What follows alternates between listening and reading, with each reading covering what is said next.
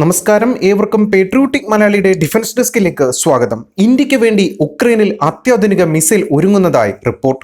Ukraine ആയുധ നിർമ്മാതാക്കളായ ആർട്ടം രൂപകൽപ്പന ചെയ്ത R-27 മിസൈലാണ് ഇന്ത്യ സ്വന്തമാക്കുക. അതേസമയം രാജ്യത്തിന്റെ പേര് കമ്പനി ഇതുവരെയും പുറത്തുവിട്ടിട്ടില്ല. $200 മില്യൺ ഓർഡർ തങ്ങൾക്ക് ലഭിച്ചതായി കമ്പനി പ്രസിഡന്റ് കഴിഞ്ഞ ദിവസം സ്ഥിരീകരിച്ചിരുന്നു. നവീന സാങ്കേതിക വിദ്യയിലെടുക്കുന്ന R-27 ആർട്ടത്തിന്റെ R സീരീസിലെ പുതുതലമുറ പോരാളിയാണ്. റഷ്യയുടെ സുഖോയ്ക്കും മിഗിനും വഹിക്കാൻ കഴിയുന്നതാണ് R-27. നിലവിൽ 29 രാജ്യങ്ങളിൽ R സീരീസിലെ മിസൈലുകൾ ഉപയോഗിക്കുന്നുണ്ട്.